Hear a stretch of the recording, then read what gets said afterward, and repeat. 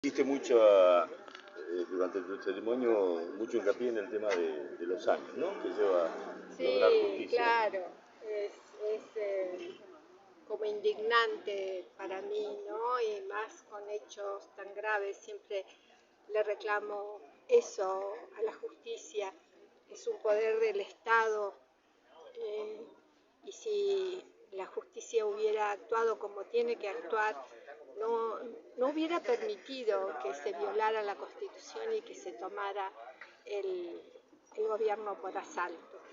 Y siempre fue cómplice. Bueno, ahora reparar esto con estas dilaciones, 48 años, desde los sucesos o más, casi 50, porque las persecuciones, las torturas, las desapariciones habían empezado antes del 76. Yo me olvidé de decir que, bueno, que se sabía, o sea, mi cuñada que murió en febrero del 77, se había ido de vacaciones con mi hermano unos días a la playa. Cuando regresan la citan a un lugar y era una encerrona. Y ella se tomó una pastilla de cianuro, prefirió matarse antes de pasar por la tortura, y eso nosotros lo supimos a principios del 77, o sea que se sabía.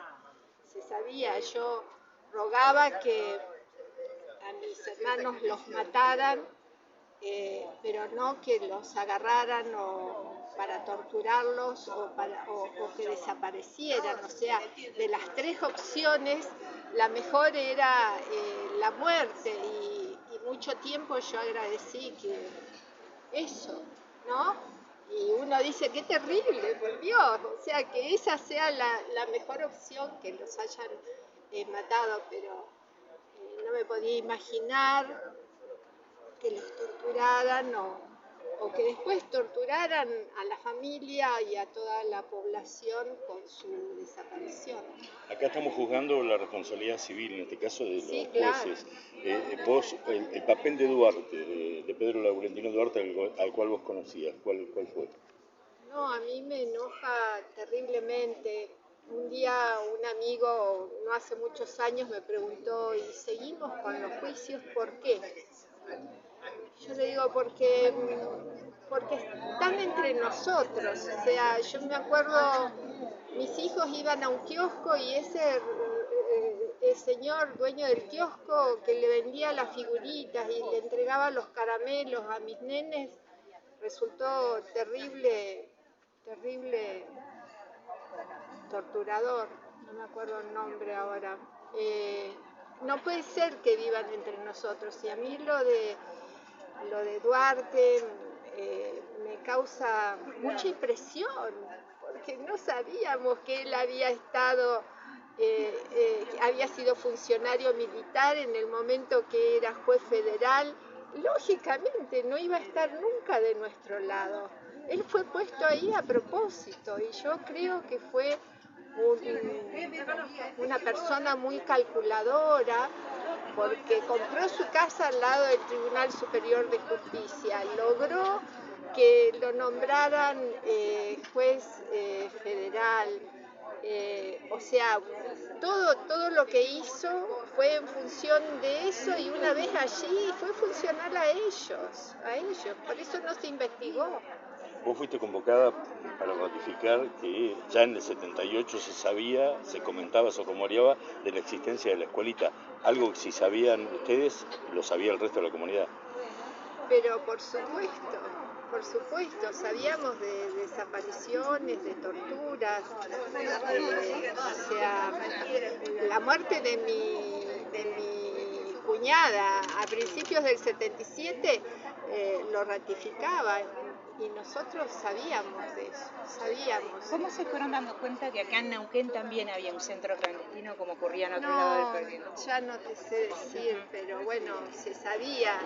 A mí me costaba, porque decían campos de concentración, decían en aquella época. Y yo me imaginaba los campos de concentración de Auschwitz, y decía, pero bueno, si pasa un avión, un helicóptero, los verán, no sé, o sea, nos costaba imaginar que bueno, que podía ser una escuela, que podía ser lugares cerrados, un sótano, una mansión. Costaba imaginarse eso, que no era un campo de concentración, sino centros clandestinos. Después de declarar, ¿uno se siente mejor en estos casos? No, a esta altura ya no. Yo creo que, porque no sabemos también qué es lo que va a pasar, ¿no? Pero ya después de 40, 50 años, yo tengo más un sentimiento de enojo que de alivio.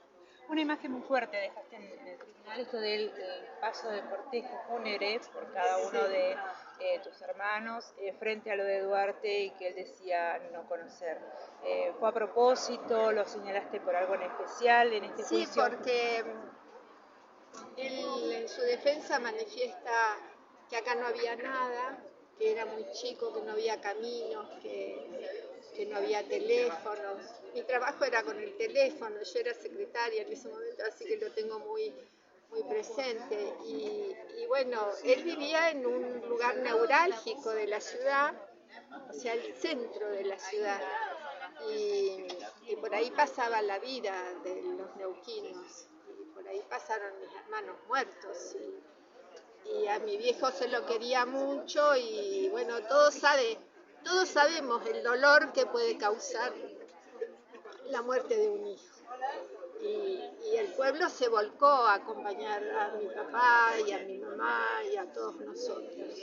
Y pasamos por la casa de él. Entonces, no puede ser que no sepa qué era lo que estaba pasando, ¿no? Aparte, cuando uno tiene una actividad, una profesión, ustedes son periodistas, ¿no? Ustedes saben cómo leer una nota, cómo organizar una nota, tienen conocimiento sobre el tema que yo no tengo. Él es juez y tiene su conocimiento específico.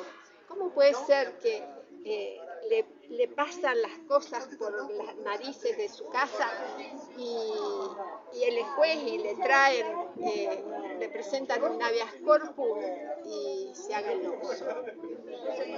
No puede ser que no haya investigado, no puede ser que aduzca que no había comunicaciones, por eso especialmente dije de Transportes Aéreos Neuquinos, o sea, si él le hubiera pedido a Transportes Aéreos Neuquinos, necesito ir a Zapala, a Chomalal, algo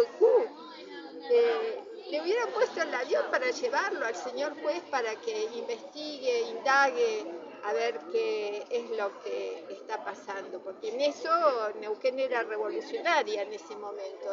Ahora no tenemos ese beneficio de tener una línea aérea provincial, pero en aquel momento sí. Aparte, la red de caminos es intacta, la que está ahora, la que estaba antes, o sea, había caminos. La única ruta diferente es la del petróleo, pero después el resto, toda la red existía. O sea que tampoco se puede aducir eso. Teléfonos no había los que había ahora, pero teníamos otras formas de relacionarnos.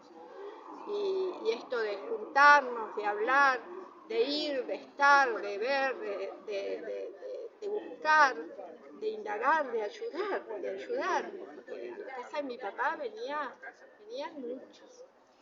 Como senadora, ¿qué perspectiva le ves a los juicios de lesa humanidad en función de la actual coyuntura? Yo, no sé, ahí el secretario de Derechos Humanos hacía preguntas, yo digo, ¿qué hará este señor acá en este momento, en este gobierno? Vamos a ver cómo se desenvuelve, no tengo mucha esperanza. Gracias, Silvia. Gracias a ustedes. Muchas gracias.